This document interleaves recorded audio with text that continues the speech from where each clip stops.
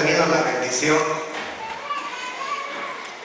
de estar desde hace unos 3 años revisando la doctrina de la salvación. Y si ustedes recuerdan, tuvimos una introducción así a nivel general sobre la doctrina de la salvación hace 3 años. Este sería el 3er año.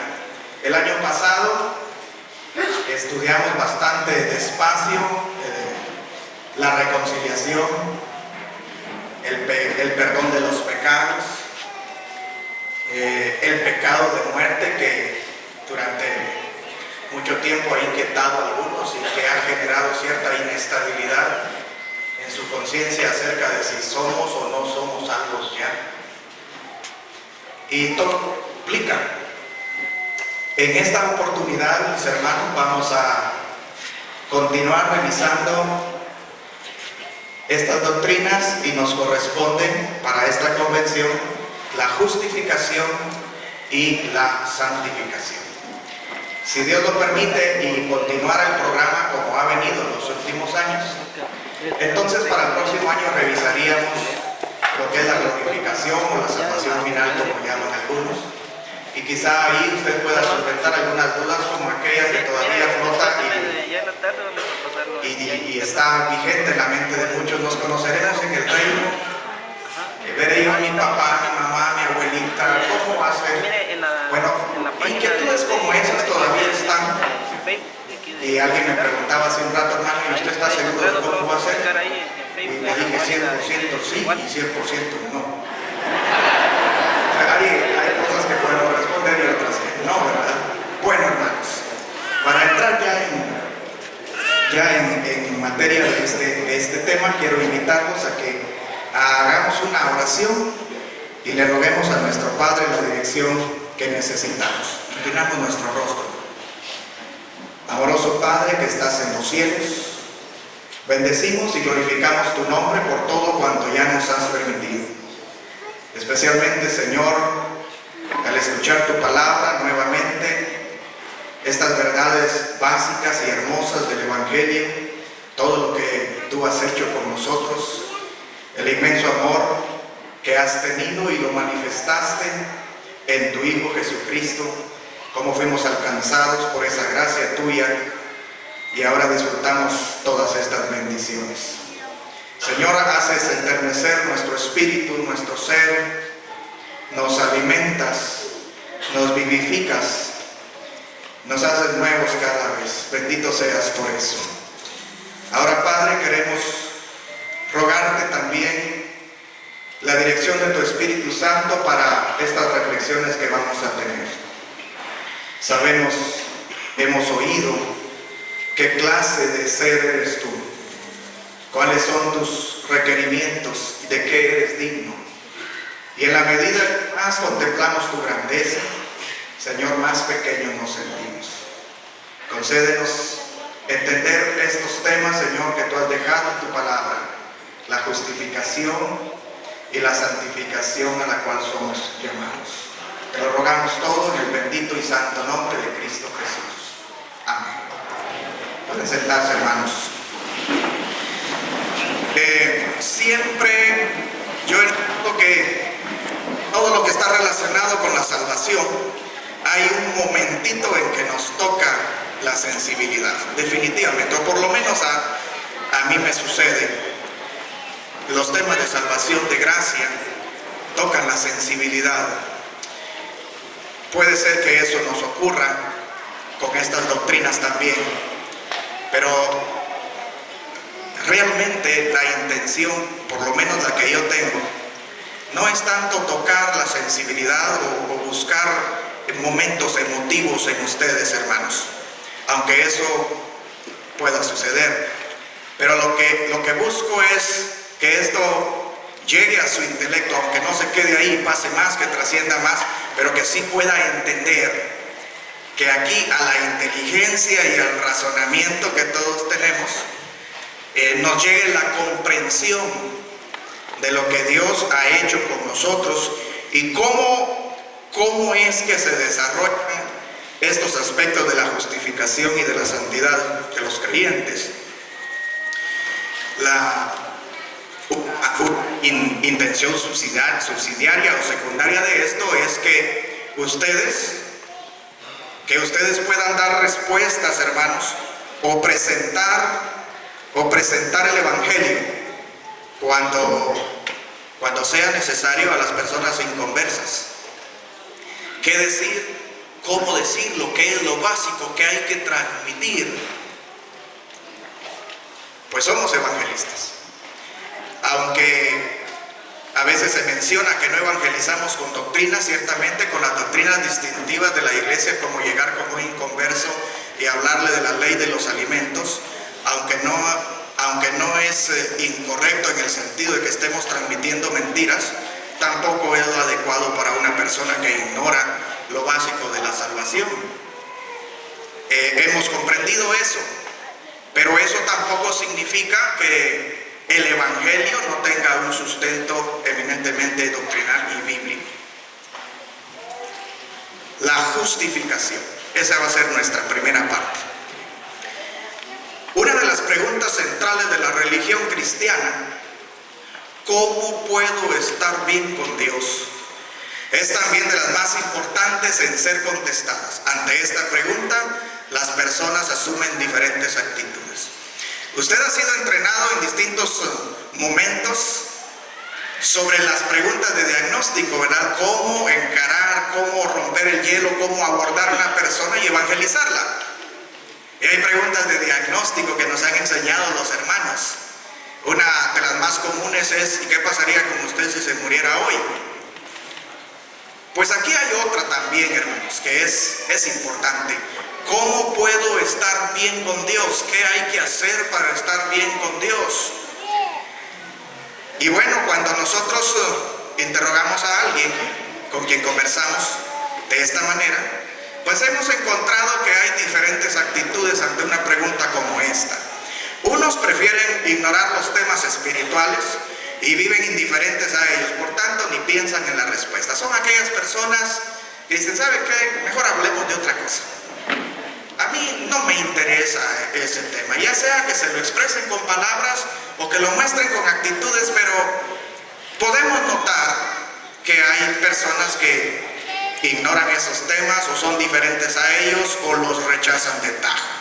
No quieren saber nada de la espiritualidad. Otras personas sí consideran estos temas, pero se justifican a sí mismos. Consideran que no son tan malos. Y como no son tan malos, pues Dios realmente no los rechaza. Son personas que dicen: mire, yo sí creo en Dios y pues no le ando haciendo mal a nadie. Tengo responsabilidad de mis hijos y me dedico a trabajar. Mire, lo mío es del trabajo a la casa y no me meto con nadie. Soy algo así como un alma de Dios, ¿verdad? Y pues ya Dios va a saber, Él sabe qué es lo que va a hacer conmigo. Pero yo, así con esto que hago, así siento que estoy bien con Él. Cultivan algunos aspectos morales, se consideran sinceras y buenas personas y con eso también consideran que cubren sus fallos. Nosotros también tendemos a juzgar a ciertas personas así: mire, él no va a ninguna iglesia, pero mira qué buena gente es. Mire, por donde yo me lo encuentro siempre me saluda y me dice buenos días y buenas tardes, y yo siempre lo he visto bien cariñoso con sus hijas, con su esposa, con sus hijos. Es muy buen trabajador, no le oigo malas palabras. Y claro, hay muchas personas inconversas que viven así. Y entonces hay quien se justifica a sí mismo con eso. Pero hay otros que al entender el Evangelio reconocen que no pueden vivir indiferentes a su condición espiritual, como aquellos que no quieren saber nada de Dios. Y reconocen que tampoco pueden ofrecer o hay en ellos mismos una solución para remediar su condición espiritual. Por lo tanto, necesitan ser salvados. Reconocen que hay una salvación, que no la pueden alcanzar por sus propios medios, que lo que sea que estén haciendo no basta y que necesitan un salvador. De eso somos nosotros. Fuimos nosotros. Quizá antes éramos de los otros también, pero llegó un momento en que entendimos que aquí o me salva Dios o no hay salvación para mí. ¿O tenemos un Salvador, alguien que venga y nos rescate? ¿O seguimos perdidos, condenados? Conocer el carácter de Dios un poco, cómo es Él, nos ayuda también a saber cuál es la posición en que estamos nosotros con Él. La Escritura declara contundentemente la verdad acerca del Creador y nosotros. Por ejemplo, Isaías 43:7. Todos los llamados de mi nombre, para gloria mía los he creado, los formé y los hice. Amén. Romanos 2:16. El cual pagará, 2:6 al 16, el cual pagará a cada uno conforme a sus obras. Vida eterna a los que, perseverando en hacer el bien, buscan gloria y honra e inmortalidad, pero ira y enojo a los que son contenciosos y no obedecen a la verdad, sino que obedecen a la injusticia. Tribulación y angustia sobre todo ser humano que hace lo malo, el judío primeramente y también el griego. Pero gloria y honra y paz a todo el que hace lo bueno, al judío primeramente y también al griego, porque no hay acepción de personas para con Dios. Porque todos los que sin ley han pecado, sin ley también perecerán, y todos los que bajo la ley han pecado, por la ley serán juzgados. Porque no son los oidores de la ley los justos ante Dios, sino los hacedores de la ley serán justificados. Porque cuando los gentiles que no tienen ley hacen por naturaleza lo que es de la ley, estos, aunque no tengan ley, son ley para sí mismos, mostrando la obra de la ley escrita en sus corazones, dando testimonio su conciencia y acusándoles o defendiéndoles sus razonamientos en el día en que Dios juzgará por Jesucristo los secretos de todos los hombres conforme a mi evangelio. Puede llegarse a ciertas conclusiones de leer textos como estos, que no son los únicos, por cierto. Conclusiones como estas. ¿Existe un creador? Creemos eso, ¿verdad, hermanos? Existe un creador y nos ha creado para hacer su voluntad y no la nuestra. Es claro que hay un creador y que el propósito del creador al crearnos es que hagamos lo que Él quiere. Fuimos creados para dar gloria al Señor. Amén. Es nuestra obligación y debería ser nuestro gozo. Ningún ser humano, ninguna criatura de Dios debería deleitarse en algo distinto a agradar a su Creador. Obligación, y además de obligación, gozo, alegría por realizar la voluntad de Dios. Es lo que deberíamos ser y hacer. No tenemos derecho de hacer algo contra su voluntad. ¿O lo tenemos? No. Somos criaturas y nos debemos por completo a Él. Amén. Dios tampoco, dado que no llenamos todo este perfil, no cumplimos todos estos requisitos, Dios no pasa desapercibida nuestra desobediencia. Habrá un día cuando tendremos que rendir cuentas por cómo hemos vivido. A veces confundimos la paciencia de Dios, confundimos el hecho de que la manera en que Él vive el tiempo no es igual que nosotros, y como pasa un tiempo y no hace nada, o como pasa un tiempo y no me pasa nada, entonces pensamos que Dios no va a tomar en cuenta las desobediencias, las transgresiones. Pero Él no pasa desapercibido eso. Habrá un juicio y vamos a rendir cuentas hasta de las palabras que hemos pronunciado, de los pensamientos que hemos tenido y de las obras que hemos hecho. Ahora, esta es una situación realmente complicada. Yo no sé cuántos de ustedes han estado estos días pendientes de lo que el juez Miguel Ángel Gálvez hace aquí en nuestro país con todas las personas que están sometidas a un proceso penal por corrupción, ¿verdad? ¿Verdad que sí? Pues da cosa estar ante ese juez, porque se mira que sabe, puede y hace, ¿verdad? Pero estar ante Dios, hermanos, ahí la cosa es más seria que estar ante un juez humano, por bueno que sea. Afortunadamente, lo que es imposible para el hombre es posible para Dios. Jesucristo ha abierto un camino para ser aceptados por Dios. Es el camino de la salvación, en el cual nos redime, nos justifica, nos reconcilia, nos santifica y finalmente nos glorifica. Ya vimos en una convención anterior que la salvación no la podemos calificar como un acto, sino como un proceso. Y que existe la salvación, aquella que ya se operó en nuestro favor y que consistió en quitarnos del estado de condenación y ponernos en el estado de salvos, que es el traslado del reino de las tinieblas al reino de la luz, de no ser pueblo a ser pueblo, y que existe todo este tiempo que estamos viviendo ahora hasta la salvación final que esperamos. Aquella que el apóstol que escribió a los hebreos dice: aparecerá por segunda vez sin relación con el pecado para salvar a todos los que le esperan. Entonces fuimos salvos, estamos siendo salvados y seremos finalmente salvos. Esa es la salvación. Bueno, entonces este camino de salvación es el camino de Jesucristo, porque Él es el Salvador. Ahora, hermanos, la doctrina de la justificación propiamente tiene que ver con el hecho de que para estar bien con Dios, que es la pregunta con que iniciamos, hay que ser justos. Para estar bien con Dios hay que ser buenos. Para estar bien con Dios hay que ser 100% obedientes y 0% desobedientes. Para estar bien con Dios hay que obedecer perfectamente todas sus leyes, todos sus mandamientos, todos sus decretos, y hacerlos ininterrumpidamente desde el principio hasta el final de nuestra vida. Hay que ser justos. Ahora, es claro que usted y yo hemos tenido pecados, ¿verdad que sí?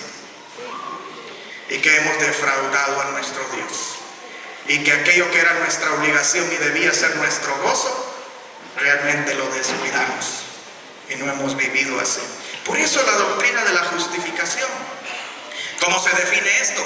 Justificación consiste en absolver o librar de cualquier cargo, considerar libre de culpa y por lo tanto exonerar o pronunciar y tratar como justo.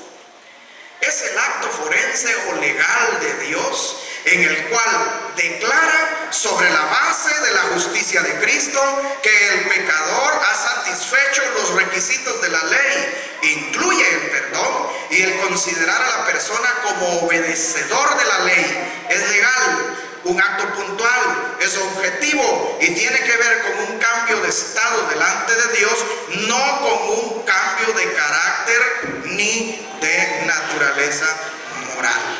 Miren, voy a decirles esto de otra manera. Imagínense que delante de Dios es presentado un homicida con todas las pruebas de sus homicidios. Este homicida también es adúltero, es ladrón, es maldiciente de los padres, inmoral en todos los sentidos, mal hablado, perverso, egoísta, peleonero, y póngale usted todos los pecados que usted tiene más los de nosotros. Una lista enorme y todas las pruebas contra él, y está el juez justo para hacer un pronunciamiento sobre él. Vienen todas las cosas que están en contra de él y son ciertas, pero cuando el juez pronuncia una palabra, no pronuncia una palabra de condenación, no lo manda ni al calabozo, ni al lago de fuego, ni al destierro, ni nada. No, que va a decir: nunca transgrediste una ley mía, nunca te portaste mal. Para mí es como que si nunca hubieras hecho nada malo. Y los que están observando el juicio, ¿usted cómo se sentiría? ¿Qué diría usted de un juez así? Ahora, hay una razón. Eso, justificación, tiene que ver con un acto legal, con una declaración donde Dios dice: nunca has pecado. Y se lo dice a un pecador. no te tengo por violador de mis leyes. Y se lo dice a un violador de leyes. Entonces aquí tenemos una enorme contradicción o aparente contradicción. Es la paradoja del evangelio, de la gracia de Dios, del favor inmerecido de Dios. Es una declaración que Dios hace. Tengo aquí que hacer una advertencia. Si usted no oye el asunto de la santificación que está para mañana y pasado, de repente que se pierde con el tema de la justificación. Por eso van juntos, justificación y santificación. Necesitamos ambas cosas para comprender exactamente todo lo que el Señor nos ha revelado. Bueno, la justificación es una declaración legal y no tiene que ver con un cambio en la persona, ni siquiera es aquello de que ya dejó de ser todo lo malo que era y por eso estamos diciendo que no es tan malo, que no es malo. No tiene que ver con un cambio a nivel del carácter o de la moralidad, no tiene que ver todavía con una transformación de la persona, sino tiene que ver con una declaración de Dios que viene de afuera hacia adentro, externa. La salvación y la condenación son actos legales. Son actos legales. Si hablamos de salvación o de condenación, son actos legales. Tenemos, por ejemplo, Deuteronomio 25:1, que dice: si hubiere pleito entre algunos y acudieren al tribunal para que los jueces los juzguen, estos absolverán al justo y condenarán al culpable. ¿Quién es el que condena y quién es el que salva o el que absuelve? Pues tiene que ser un tribunal, un juez. Y lo es a nivel humano. Estoy hablando ahorita a nivel aquí material, terreno, humano. A nivel humano, tanto la absolución como la condenación son declaraciones legales que emanan de una autoridad judicial, de un juez o de un tribunal. Y esto es cierto también a nivel espiritual. En el caso de la salvación o condenación eterna, dice Romanos 8:33-34. ¿Quién acusará a los escogidos de Dios? Dios es el que. ¿Quién es el que condenará? Cristo es el que murió, más aún, el que también resucitó, el que además está a la diestra de Dios, el que también intercede por nosotros. El contexto de aquí, de Romanos 8:33-34, es claramente el de un tribunal. O sea que aquello que se legisló para lo terreno en Deuteronomio 25:1 y otros lugares también es aplicable de similar manera para lo espiritual y trascendente, para lo eterno. Claro, todas las decisiones judiciales humanas provienen de un tribunal humano. Cuando de salvación y condenación eterna se trata, el pronunciamiento tiene que venir de un tribunal divino. El juez tiene que ser Dios. Por eso, hermanos, es que no se atreva usted a decir que alguien, así de manera particular, está salvo o está condenado. Esas declaraciones no le corresponden a usted. No le corresponden a usted, ni me corresponden a mí. Yo no respondo a esas preguntas cuando me dicen: hermano, ¿usted qué cree? ¿Será que el hermano fulano se va a salvar? Y aunque tenga todititas las sospechas de que sí o de que no es palabra que usted o yo tenga que decir. Dejemos esas cosas al Señor, porque Él es el que no se equivoca. De pronto nosotros podría ser que le aceptemos, ¿verdad? O que nos equivoquemos rotundamente. Bueno, lo anterior significa que la justificación y la condenación eterna son declaraciones legales que emanan del tribunal divino. Entonces, hermanos, esto de que alguien sea declarado justo es un acto divino y es un acto legal. Tiene que ver con una declaración de Dios en cuanto a su condición espiritual. La justificación es un acto, no es un proceso. O sea, no es... La Biblia no enseña, aunque hay pasajes que pueden interpretarse así, que nosotros estamos, por cosas que hacemos, constantemente estamos recibiendo justificación por dosis, por poquitos, hasta que lleguemos a tener la plenitud de la justicia de Dios, o de la justicia que Él demanda de acuerdo a sus mandamientos. No es que la justicia justificación venga así por poquitos, como la medicina que nos prescribe un médico, ¿verdad? Tome tanto al día y ahí usted va a ir solucionando su problema. La justificación es un acto, no es un proceso. La salvación, en todo el sentido de la salvación, es un proceso. Pero la justificación en sí misma es un acto. Dice el texto, Romanos 5:1, justificados pues por la fe, tenemos paz para con Dios por medio de nuestro Señor Jesucristo. El texto no dice estáis siendo justificados como algo que está en proceso. Dice justificados. Otra versión dice habiendo sido ya justificados o habiendo sido justificados. Se refiere a un hecho puntual, terminado ya, por lo cual Pablo puede decir tenemos paz para con Dios. Como un bien espiritual adquirido y completo, tenemos paz para con Dios. El año pasado veíamos, ya no somos enemigos de Dios, ahora somos amigos de Dios.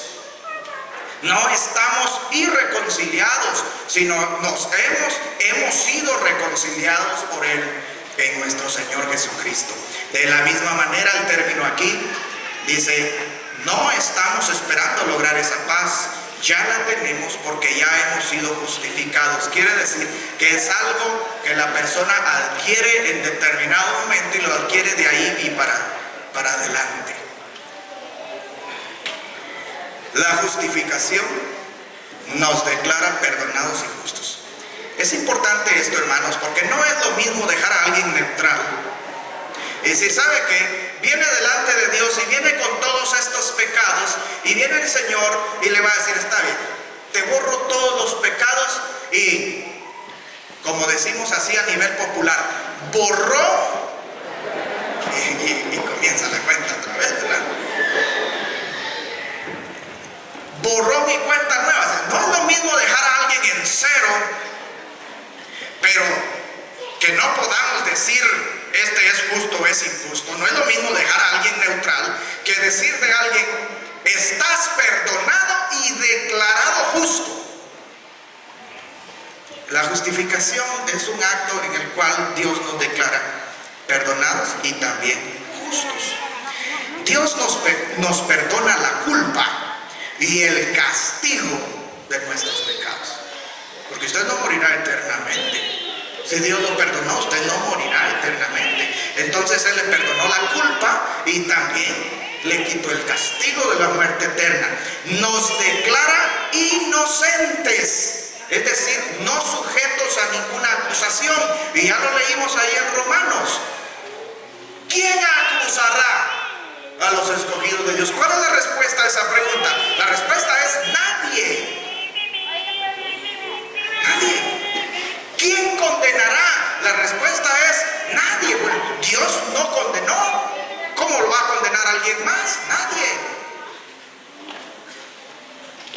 Dice esto se ve claramente en textos como Romanos 4, 6 al 8 y 8, 1. Lo hace sobre la base de la muerte expiatoria de Cristo en nuestro lugar. O sea, ¿cuál es el fundamento para que el Señor nos declare perdonados, justos, no sujetos a ninguna acusación? Pues la base es la muerte expiatoria de Cristo.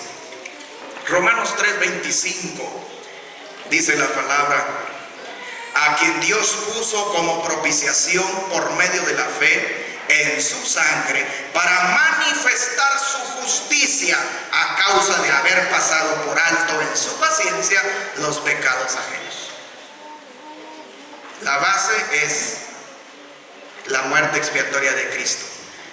Son los méritos de Cristo, no los nuestros, porque es obvio que no lo tenemos. Pero Dios hace algo más. En la justificación Dios también nos declara justos, es decir, dignos de recibir la herencia, la vida eterna. ¿Qué significa ser justo? De acuerdo a la Escritura, significa más que simplemente perdonado o no culpable. Eres eres justo bíblicamente hablando si has hecho lo que Dios exige del ser humano. Ser justo significa haber hecho justicia, significa haber actuado conforme a la ley. Ser justo o tener justicia se trata no solamente de no haber desobedecido, sino también de haber obedecido perfectamente. Eso es ser justo. Para que Dios declare a alguien justo, estos son los requisitos. Saben, hermanos, los mandamientos de Dios tienen algunos le llaman a esto aspecto negativo y positivo, negativo y positivo.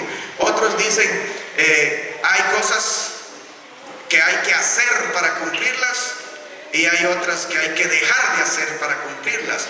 Y se conocen como, las transgresiones esas se conocen como pecados de acción o pecados de omisión o varios nombres que se les han dado. El punto es así, hermanos. La voluntad de Dios implica hacer cosas y dejar de hacer cosas o nunca hacer cosas. Nosotros hemos pecado de muchas maneras. Hemos pecado por lo que hacemos y hemos pecado por lo que no hacemos. Cuando vamos a las descripciones de pecado que la palabra de Dios nos da, nos dice la transgresión a la ley es pecado. Entonces ahí se trata de hacer una desobediencia. Pero también nos dice, al que sabe hacer lo bueno y no lo hace, le es. Entonces ahí se trata no de actuar de una manera, sino de dejar de actuar como deberíamos. Y también tenemos aquella que dice, toda maldad es, y esté donde esté, en quien esté, a la hora que sea. Toda maldad es pecado, y aunque esté en un niño. ¿Pecan los niños? Por supuesto que sí. Por supuesto. ¿Pecan los cristianos? Por supuesto que sí. ¿Pecan los ministros? Claro que sí. ¿Y los pastores? Por supuesto. ¿Y los evangelistas? Bien. Y aquí nos dijeron los hermanos, misioneros no hay, pero los que van a salir de aquí, misioneros, pecan también. ¿Se regocija usted con esas declaraciones? Le da risa, pero no es cosa de reírse. Toda maldad es pecado. Esté en quien esté, a la hora que sea, ya sea en la mente, ya sea en la boca, ya sea en las manos, en los pies, en los ojos, donde sea, es pecado. Y yo pienso que el pecado que se comete con la mente es más grave que el pecado que se comete con el cuerpo. Es que pensar en el pecado, hermanos, hace que nosotros liguemos a la maldad la parte más noble que tenemos, lo espiritual. Imagínense ustedes eso. A veces pasamos desapercibido ese hecho, ¿verdad? Hermano, miren, yo sí lo pensé, pero no lo hice. Ay, mejor no lo hubiera ni pensado. Esa es la realidad. ¿Cómo es eso de que no lo hice y ya se justifica? ¿Cómo juzga Dios esas cosas? Cuando del adulterio se trata, ¿qué dijo Jesús? Cualquiera que ve a una mujer y lo hace con pecado aquí en la mente, ya no necesita consumar, ni concretar, ni ir y hablar. No, hermano, solo el pensamiento. Y entonces, el ser justo implica no solamente no haber desobedecido, sino también haber obedecido perfectamente. Nosotros no hemos sido así. Jesucristo sí fue así. ¿Cuántos creen que Jesucristo no hizo pecado, hermanos? En ningún tiempo, en ningún lugar, y ni por acción, ni por omisión, ni con la mente, ni con la boca, ni con las manos, aunque haya sido acusado de muchas cosas y muerto por acusaciones falsas. Él no cometió pecado, el cual no hizo pecado, ni fue hallado engaño en su boca. Es necesario que la justificación incluya esta declaración de justicia. En el juicio final Dios nos dará según lo que merecemos. Tenemos que ser positivamente justos para ser dignos y merecedores de la herencia. Tenemos que ser hacedores de la ley según Romanos 2:13. Porque no solo los oidores son justificados, sino los hacedores, dice la palabra. Ser moralmente neutro no basta. La realidad espiritual de las personas es que no hay neutralidad, hermanos. No hay neutralidad. Fíjense, por ejemplo, todos los seres humanos, algunos pensamos que todos los seres humanos somos hijos de Dios, creyentes o no. Otros pensamos que solamente los creyentes son hijos de Dios. Otros que solo los obedientes son verdaderamente hijos de Dios y los demás son falsos. Bueno, el caso, hermanos, el caso es este. Tenemos condenación y salvación. ¿Hay alguien en medio que no esté en uno o en otro caso? ¿Hay alguien neutral? Usted y yo o estamos en condenación o estamos en salvación. No hay términos medios aquí. La realidad espiritual es así. No hay términos medios aquí. Y una vez me preguntaron a mí por una declaración como esta: hermano, ¿y los bebitos, los que han nacido? En alguna de esas condiciones están. ¿O cree usted en el limbo? Es el lugar donde no se sabe si alguien pertenece a una condición o pertenece a otra. Esa no es enseñanza de la Biblia ni es enseñanza en nuestra iglesia. Tenemos que tener claridad aquí en cuál es la condición. Ahora, hermanos, imagínense, tenemos un juez justo que reclama justicia y su reclamo es legítimo, es bueno, es santo y todo. El juez justo reclama obediencia completa y cero desobediencia. Así se está bien con él. Esa es una verdad de las Escrituras. Fuimos creados para eso. Ese es nuestro destino. Esa es nuestra obligación. Nos debemos al Creador porque somos sus criaturas. Esa, por un lado, esa es una parte de las declaraciones de la Biblia. Por otro lado, ninguno de nosotros es así, ni ha sido así. El salmista dijo: he aquí que en maldad fui y en pecado me concibió mi madre. Y ya nuestro hermano nos habló en la mañana acerca de la salvación individual a David y la confesión de David, ¿verdad? En el Salmo, cómo él se sentía y cómo el Señor también lo rescató. Pero la realidad, hermanos, por un lado están los requerimientos de un Dios perfectamente justo y por otro lado la condición de todo ser humano.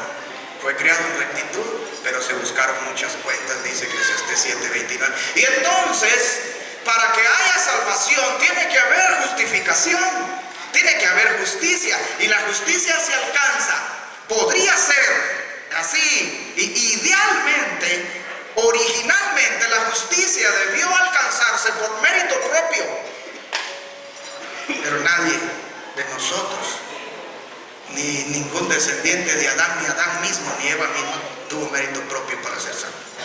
Entonces, como no hay nadie con mérito propio, los méritos siempre los va a reclamar el Señor, pero va a aceptar el mérito ajeno, uno que no es propio. Por eso decimos: Cristo murió en mi lugar. Y saben, hermanos, una declaración tan simple, tan sencilla, tan popular, tan común como esa, realmente entraña tanta gracia de Dios que deberíamos decirla con mucho más respeto. De verdad que sí.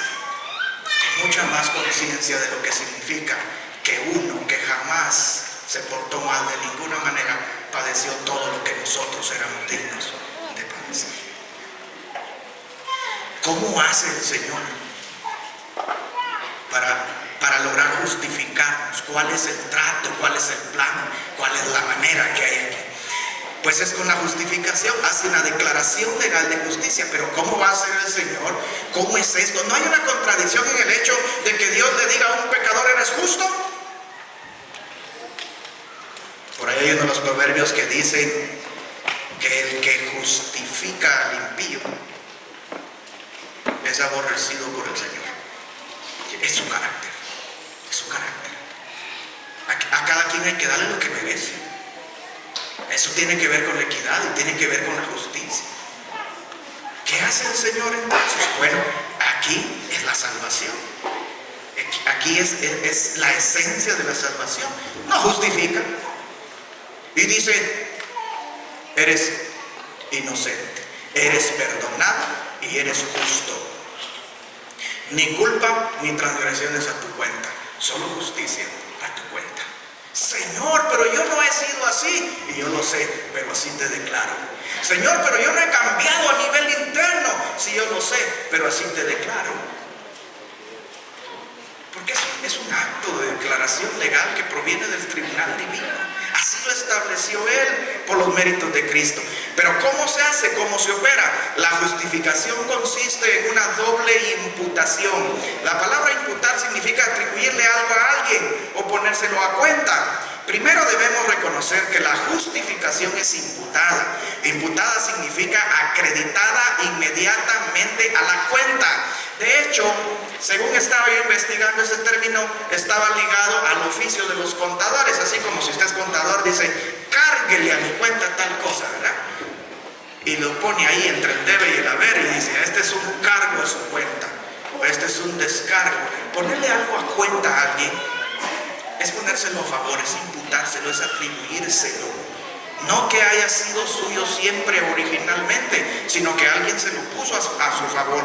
Significa acreditada inmediatamente a la cuenta. Es algo que sucede instantáneamente. Ahora, la justificación consiste en dos imputaciones: la imputación de nuestro pecado a Jesucristo y la imputación de su justicia a nosotros. Es necesario ambos para que tenga sentido lo que el Señor ha declarado en su palabra. En el primer caso, Cristo llevó sobre sí nuestros pecados. ¿Creen ustedes eso, hermanos? Amén. Su sacrificio quitó la culpa de ellos. Por otro lado, su sacrificio también desvió la ira de Dios, porque los que estábamos en desobediencia estábamos sujetos a la ira de Dios. Pero el sacrificio de Cristo desvió la ira de Dios, apaciguó al Padre. Pero es importante que veamos que Cristo hace propiciación concretamente, sufriendo el castigo que nosotros merecemos por nuestros pecados, no por el suyo. Sufre como un sustituto, muere en nuestro lugar. Es decir, Dios le atribuye nuestros pecados y le trata a Él como nosotros merecemos ser tratados. Hermanos, las declaraciones de la Biblia son contundentes. Jesucristo fue hecho maldición. ¿Tenía méritos para eso? Claro que no. Claro que no. Al que no hizo pecado, lo hizo pecado. Eso significa que agarró todo lo del mundo, todo lo nuestro, y se lo puso a la cuenta de Él. A Él lo vio así, siendo tan bueno, tan santo, tan justo, perfecto, como siempre fue. Pero cuando el Padre ve a su Hijo, aquel que hacía un poco tiempo había declarado, ¿verdad? Este es mi Hijo amado, en el cual tengo complacencia, en el cual tengo contentamiento. Ahora lo ve en la cruz y está cargado de los pecados del mundo. ¿No lo dice Isaías también? Sobre Él cargó nuestros pecados. Así lo hizo. Esa es la imputación de nuestros pecados a Cristo. En el segundo caso, la declaración de justicia sobre nosotros no se basa en ningún mérito ni virtud en nosotros, sino en los méritos de Cristo contado a nosotros. Vive como sustituto, obedece en nuestro lugar. Dios nos atribuye la justicia de Cristo y nos trata a nosotros como Él merece ser tratado. ¿Saben una cosa, hermanos? Normalmente nosotros pensamos que la salvación se obró únicamente en la cruz del Calvario. Y aunque es una verdad que yo no pretendo negar, lo eficaz de la cruz, lo determinante de ese momento, tenemos que reconocer, hermanos, que la vida de Cristo, no solamente el momento de su muerte, al que le podemos encontrar fecha y hora y lugar, forma, no solamente la muerte, sino toda la vida de Cristo obra en nuestro favor. La desobediencias de Cristo nos fueron imputadas a nosotros. La manera de vencer sus tentaciones, la manera de tratar a sus semejantes, la manera de obedecer a su Dios, toda la justicia. Jesucristo no hizo justicia solamente en la cruz, su vida fue una vida de justicia, y todos esos méritos acumulados en su carne, en su tiempo, todos esos méritos operan en nuestro favor. Bendito sea Dios por eso. Y entonces, por un lado, tenemos al justo y perfecto, santo, inmaculado Hijo de Dios, siendo tratado como cualquier vil pecador. Y por otro lado tenemos aquel que faltarían libros, o como dijo uno de los evangelistas también, usando una hipérbole ahí acerca de los hechos de Jesús: si se escribieran todos nuestros pecados, pienso que no cabrían los libros sobre la tierra. Así, el hombre malo, la mujer mala, desde el principio hasta el final, desde la coronilla de la cabeza hasta las plantas de los pies, hinchazón, podrida llaga, corrupto a nivel moral, desde adentro y hasta afuera, completo. Digno de la muerte, no una, sino más veces. Siendo tratado como Cristo merecía ser tratado.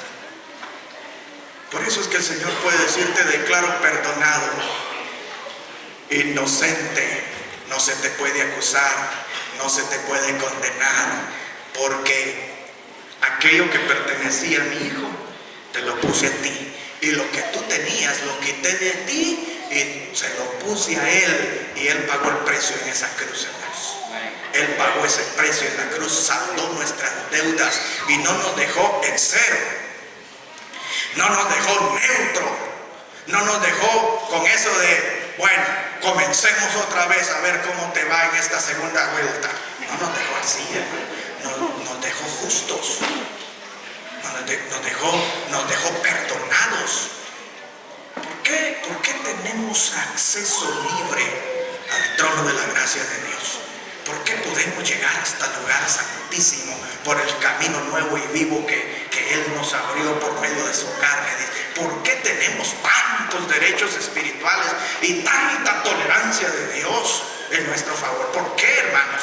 Porque no simplemente nos dejó como desconocidos, nos hizo parte de su familia, nos hizo coherederos, nos dio no solamente las promesas, sino nos dio las arras, nos dio su espíritu, nos hizo participar de la naturaleza divina. Y eso, hermanos, es un acto de Dios, es una declaración de Dios. Nadie puede cambiar eso. Y saben una cosa, yo los invito a que ustedes crean en eso y se apropien de eso, porque hay quien recibe las verdades de la Biblia y se queda con ellas en la superficie, pero no las siente, no las vive. Y titubea. Si hay alguna cosa de lo que usted nunca debe dudar, es de lo efectivo de la obra de Dios en su favor y de lo completo que eso fue. Eso fue, hermanos, está tan bien hecho, está tan completo y está tan perfecto que no necesita repetición. Porque con una sola ofrenda, dice la palabra, hizo perfectos. Hermanos, esto no necesita repetición. No necesita, está pleno, completo ahí. Bueno, esa es la doble imputación. ¿Qué se necesita para que todo esto opere en nuestro favor?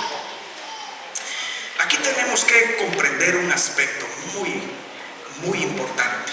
¿Qué se necesita para que esto opere en nuestro favor? Guardar el sábado, hermanos. ¿Es esa la condición? Pagar los diezmos, hermanos. Miren, estoy hablándoles de cosas que yo sé que son aquí entre nosotros, son así peso pesado. Claro que soy un guardador del sábado, por supuesto que sí, hermanos. Y también doy mis diezmos al Señor. Yo no estoy en contra de eso, pero es esa la condición. Gálatas 2:16, sabiendo que el hombre no es justificado por las obras de la ley, sino por la fe de Jesucristo. Nosotros también hemos creído en Jesucristo para ser justificados por la fe de Cristo y no por las obras de la ley, por cuanto por las obras de la ley nadie será justificado. La fe en sí misma tampoco es nuestra justicia, sino el medio para ser declarados justos. Romanos 4:5 dice que Dios justifica a los impíos que llegan a creer y confiar en Jesús para recibir el don de la salvación. Finalmente, somos hechos justicia de Dios en Cristo. Es solamente en unión con Él que recibimos este don de justicia. Se nos pasa, se nos atribuye o se nos imputa en el contexto de y por medio de nuestra unión con Él. Cuando va a evangelizar, la fe es la que origina todos estos beneficios espirituales. Y la fe tampoco es nuestra justicia en Dios. Por el oír viene la fe, por la palabra de Dios. Y esto, pues aún eso es don de Dios. Paz, hermanos.